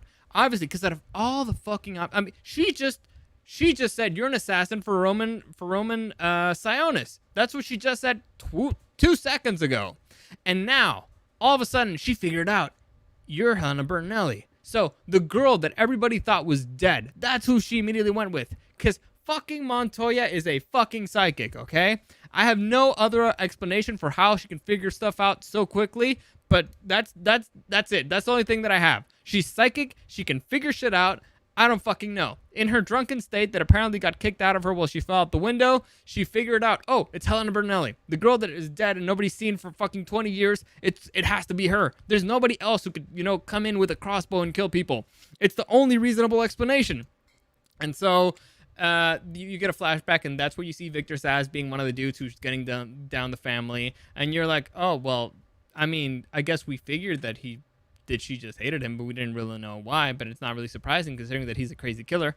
But that's when she's like, all right, well, I got my revenge, so let's get out of here. I'm done. And that's when Montoya's like, no, bitch, stop. And you know what you're thinking? Montoya's a cop. So she's like, you just murdered somebody in front of me, and you just confessed to the murder of 3 other people in front of me. A cop who's technically suspended. You're going to jail. No. What Montoya does is she tells her, wait a minute, sweetheart. You think it was those dudes? No, you're not done yet. It was actually Roman Sionis who funded this little power grab, and he's the reason why your family's dead. So you should kill him too. So Montoya, a cop, is telling he's telling a clearly disturbed girl that she needs to go out and kill the guy she doesn't like. Maybe that's the fucking reason she doesn't get promoted. Maybe. Because she's clearly a fucking psychopath. Anyway, moving on. That's when Cassandra hears some commotion out the window, and they realize, holy shit, there's an army out there. There's a whole bunch of people. And Roman Sionis drives up, and everybody's like, whoa, we're fucked, right? And Cassandra Cain is like, they're here for me, aren't they? Oh my God, what am I gonna do? And everybody's like, well, I mean, we've got to do something. And that's when Huntress, you can see her face like, I didn't do anything. I gotta get the fuck out of here. But Harley tries very hard to convince them why everybody there is in danger and why everybody has to fight and why they have to team up. Let me see if I remember. Cassandra, because she has the diamond in her belly. Because she killed because she's Harley Quinn and she kind of stole the diamond from him, even though if she gives the diamond back, she'd be fine.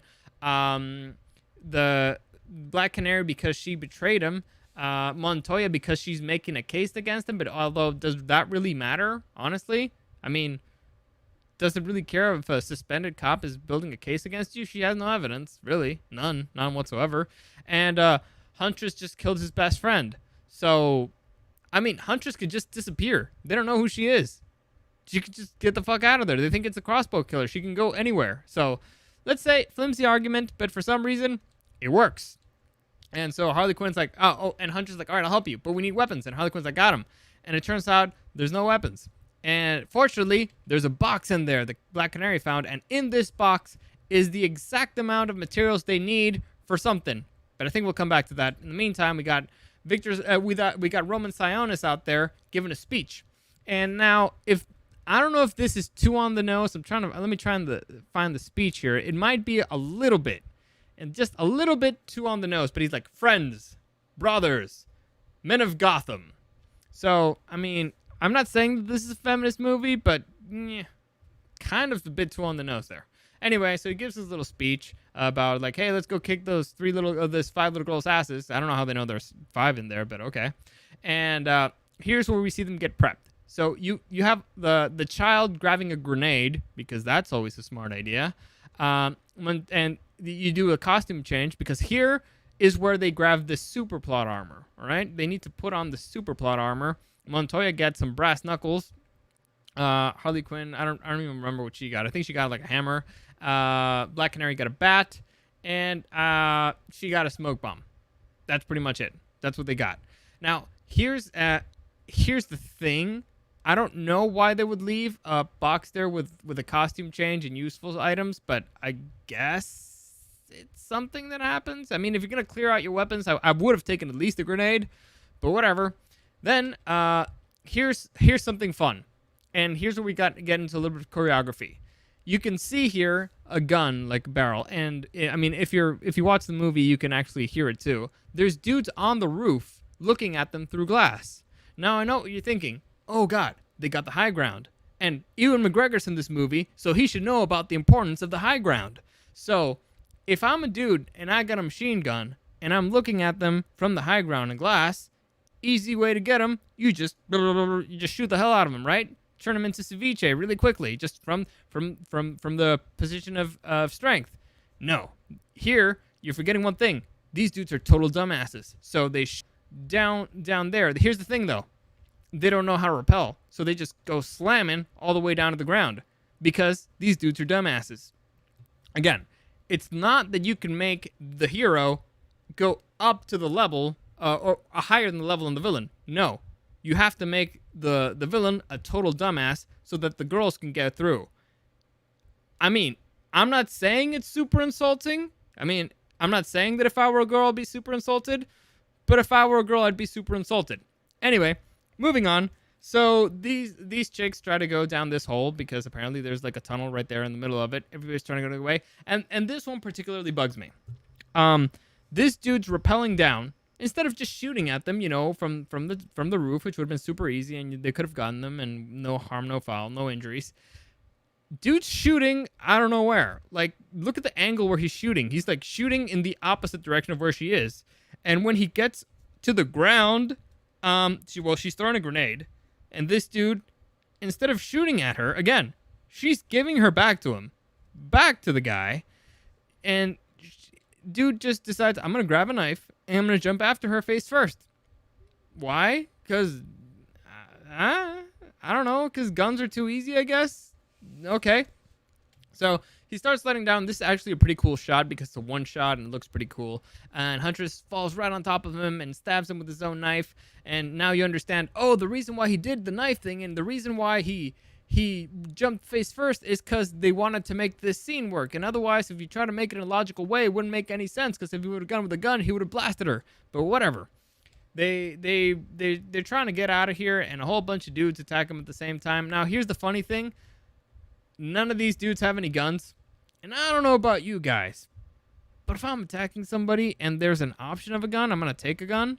But whatever. These dudes don't. I mean, this dude's got like a hatchet, but all right. I guess guns are too easy.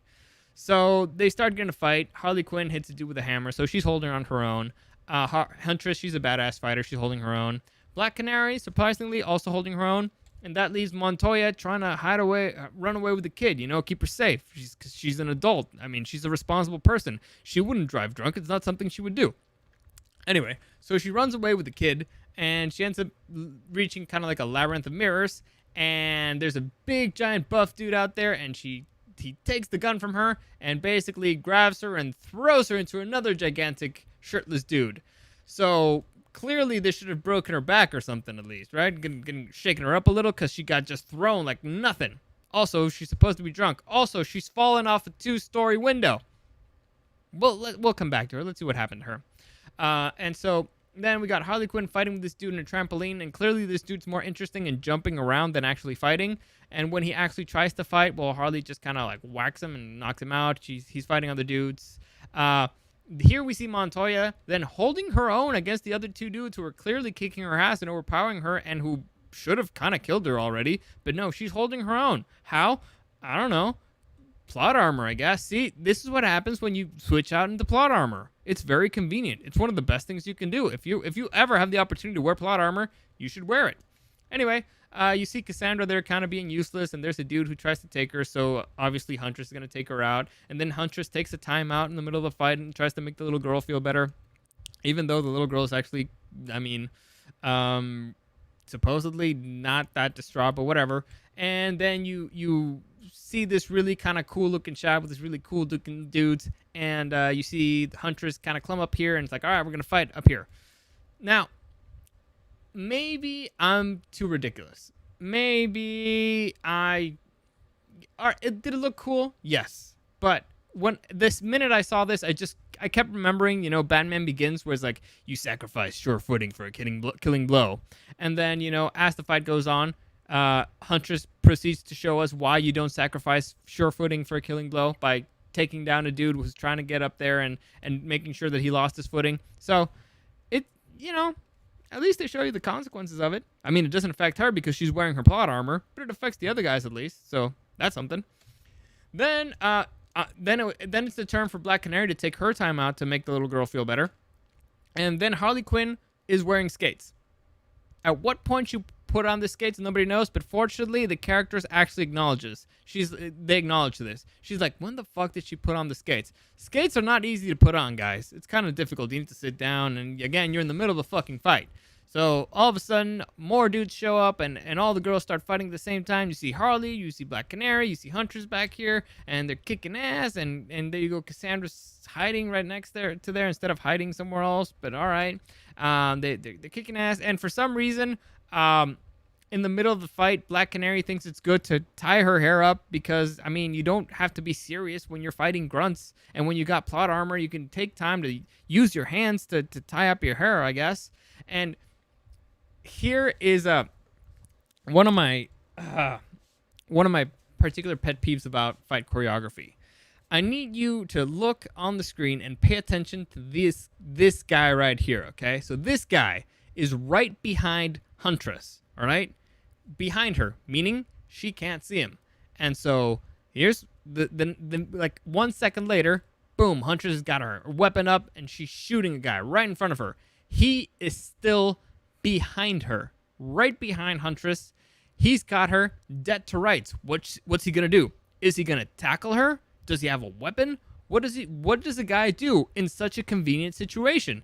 She can't defend herself. Like she has a crossbow. She only has one shot on that thing, and he's right behind her. What would you do? Think of all the things. Like think of all the options this dude has.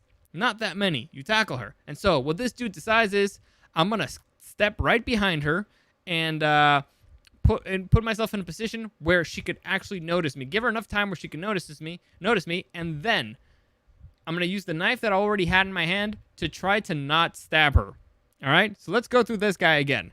Runs behind her, not seeing her, all the way out till she can see him, and that knife that he had on the other arm, that's the time that he's gonna use it to miss. Who did this choreography? I have no fucking idea, but it was a total dumbass, and I hated it. But let's move on. The girls win the fight, shockingly. Turns out the plot armor helps, and they're walking down this tunnel, and all of a sudden, boom! You can see she's walking down this particular tunnel straight out, and all of a sudden, boom! Montoya gets shot right in the chest by a dude who is standing right in front of them, like literally right in front of them. Like look at the front of this car. I'm gonna go back. You see it? Like that car's like right there. So they walk out the tunnel, and oh my God, there's still dudes here. Sionis is still here, and we were walking and not paying attention, and we got shot. All right. And all of a sudden, more dudes show up, and somebody out of nowhere decides, I'm going to come out. They got him by surprise, but he goes out and he grabs Cassandra Cain. Now, I don't know about you guys, but if you flanked them like that, you would have think it would have been easier just to shoot him. You know, just to kill everybody. Would have been easier, right? But I guess not.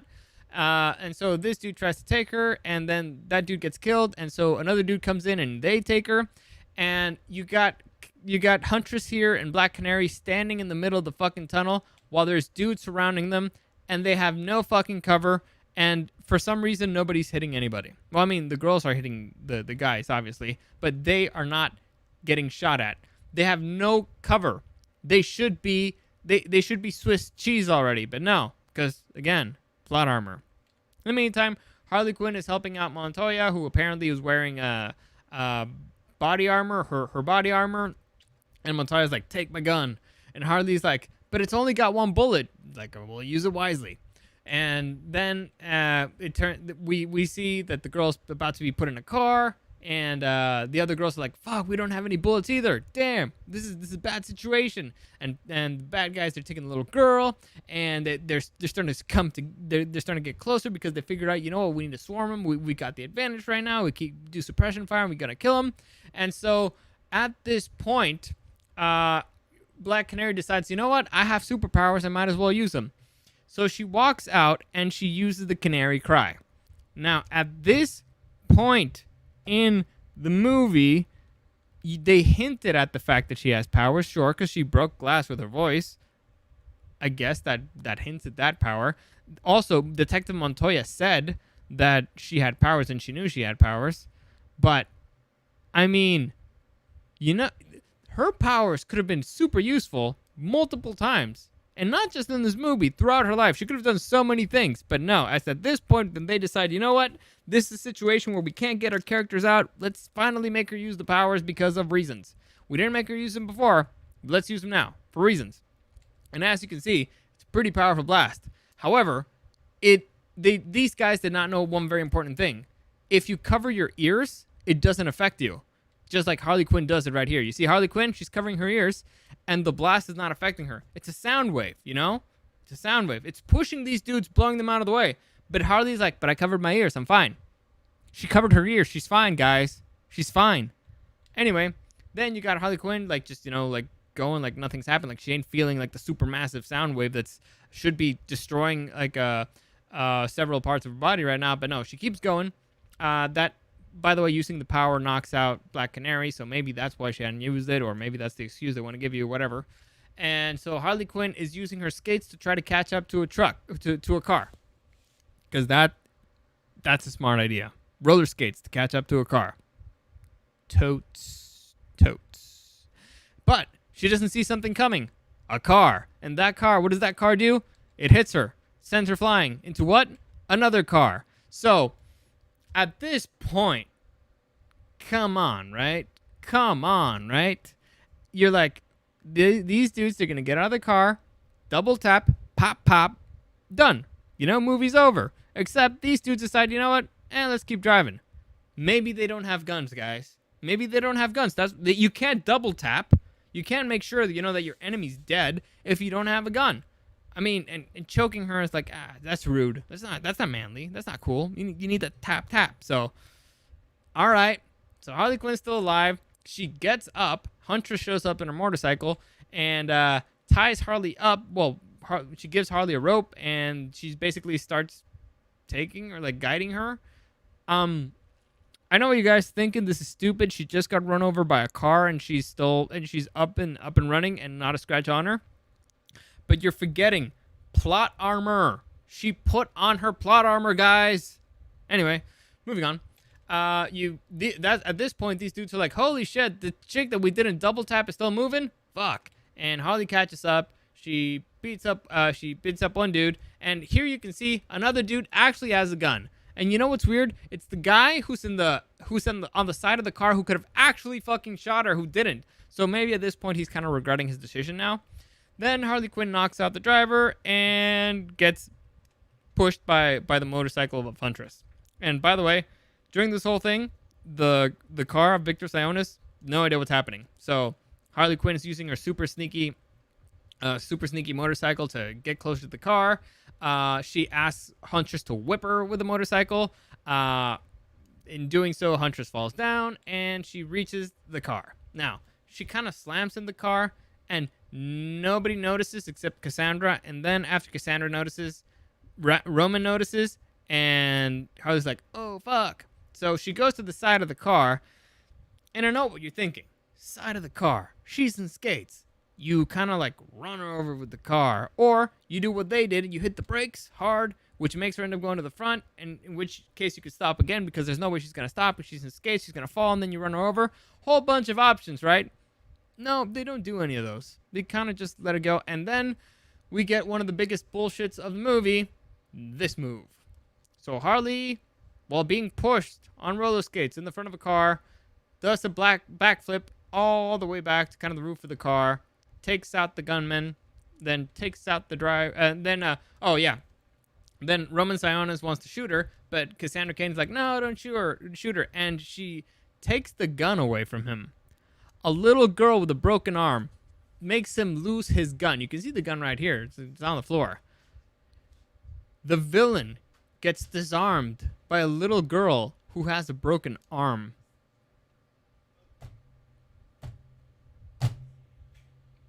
Yeah. I don't know what else to tell you. Anyway, at this point, Harley Quinn takes out the driver because that's a smart idea, and she tries to get the little girl out of the car while the car's still going. And which, by the way, the car's still going straight because I guess the driver's still holding on to the wheel unconscious. But she realizes, oh shit, they're gonna crash into something. So she lets go, starts rolling.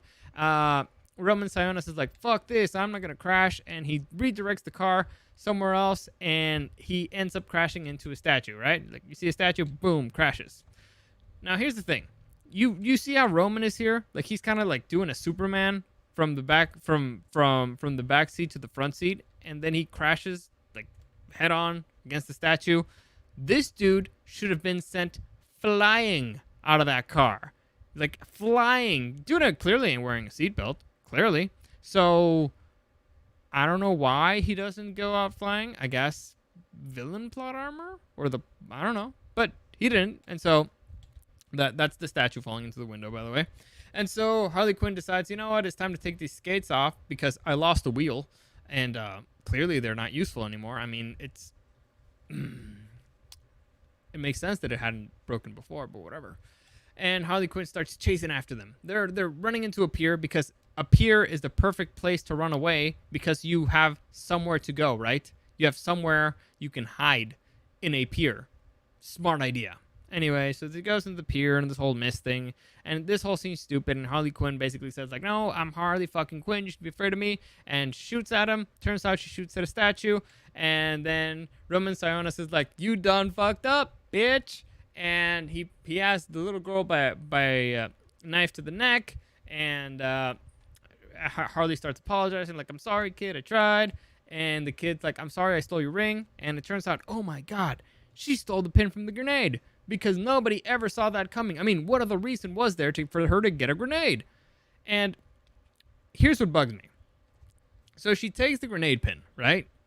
And Sionis has her with a knife to the neck. And so Sionis immediately, what he does, not slit her throat, not like hold on to her, it's like, if I'm going down, you're going down with me. He lets her go. So he lets her go. And Harley Quinn like basically throws him off the pier, and he blows up.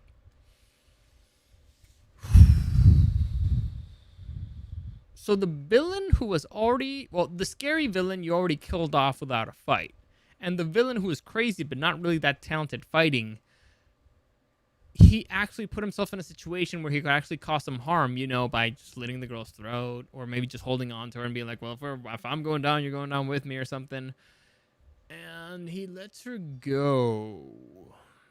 Yes. Yeah. That happened. It did. I don't know why. I don't know what they were thinking. But, okay. So, moving on. Cassandra here is like, I love you, Harley. You're the best. And the rest of the girls show up. I don't know how or how far back they were, but they show up. And then they decide, let's go get fucking tacos. And so Harley Quinn gets margaritas for the girls. And now here's where things start going for a circle, guys. Because, before she had her friends and she bought them margaritas, but they were talking shit behind her back. So she threw them to the ground like, fuck these bitches. Well, here she gets margaritas and they actually drink them. So it's like she actually has friends now. It's coming full circle, guys. This is clever writing. Anyway, so they start, chatting up and the girl stuff. And here you see how socially awkward Huntress is, and Black Canary is trying to acknowledge stuff too. It's really weird. It's really awkward. Oh, there you go. She's putting down the grenades, and that's when Cassandra's like, I gotta go to the toilet and get rid of this diamond. And everybody's like, yeah, getting rid of the diamond. Woo! Finally, we only gave you laxatives and prune juice, but finally it's coming out. And Montoya apologizes to Harley Quinn for I don't know what reasons, but it really bugs me that she's eating tacos with a knife and fork. And that's when the girls, Harley Quinn's like, I'm going to help the kid in the bathroom. And the girls are like, yeah, we did a great job. We should be a team. Yeah, it'd be cool. And that's when they realize Harley Quinn stole their car and took the kid and the diamond with her, by the way, because it's still on the kid. And they're like, bitch, stole my car. And yeah, it happened. So moving on, Harley Quinn's trying to explain to everybody like, yeah, I did a piece of shit move, but it wasn't a total piece of shit move. Let me explain. And so she starts explaining that first off, the captain got all the he went to the booby trap and arrested all the goons that were there beat up and got all the credit for it. And apparently this is a bad thing that the police chief did it, or police captain did his job and arrested people. And Montoya's like, fuck you guys, I'm quitting. Because you guys didn't do anything other than your jobs, going there and arresting people. And I know technically that what I did is being a vigilante, and I assaulted a whole bunch of people, but fuck you guys for taking credit about it. And so she's drinking and quits, and decides to join. Wow,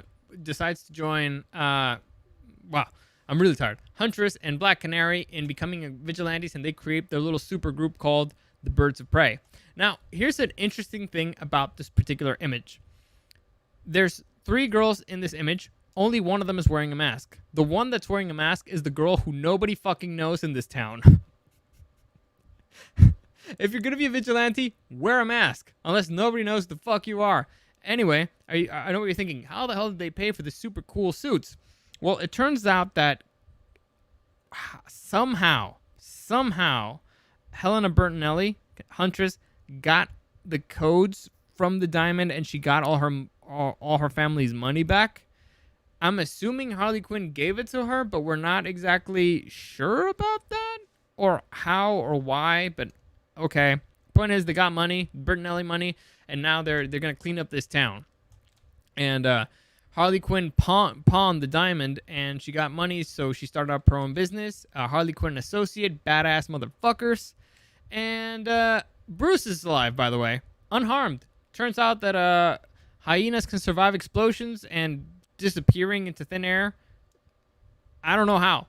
Honestly, like, that hyena has better plot armor than everybody else in this fucking movie. Also, I don't know how you start your own business if you're a fucking fugitive. But whatever, that doesn't matter anymore. Nobody remembers it. So, but that's not the happy ending yet, guys. The true happy ending is that Harley Quinn finally gets the one thing that she wanted in this entire movie. The one thing that she chased. The one thing she aspired. She finally gets a sandwich. So, that's how that movie ends. Closing out with a sandwich. So, there were absolutely 0 consequences for pretty much anything in this movie. If you realize that the one consequence that she kind of had was Bruce dying. But I guess Bruce didn't really die either. So, I mean, that's it. That's it. That's the movie. That's it. That's the movie. So hopefully you enjoyed that. I'm exhausted, man. Hopefully you enjoyed that. I'm done. As always, any comments, questions, or suggestions, you can find me at Dario the Show on Instagram and at SuperDarPeriodWorld. I can't. This took me. It was torture having to watch that again. I'm sorry you had to go through it. Hopefully it was a little bit more fun for you guys, but I'm done. I never want to see that movie again. Yeah. Comments, questions, suggestions at SuperDarWorld and at SuperDarPeriodWorld. At Dario the Show and at SuperDarPeriodWorld. Live streaming Monday through Friday on Twitch and on Twitter at SuperDarWorld. This video will be up there. I recommend that you actually watch this one. Don't just hear it on the podcast. It'll make it easier. At least I think it will. But that's it. That's it for this week. Hopefully you enjoyed that. As always, Thank you for listening, and I hope you have a great weekend.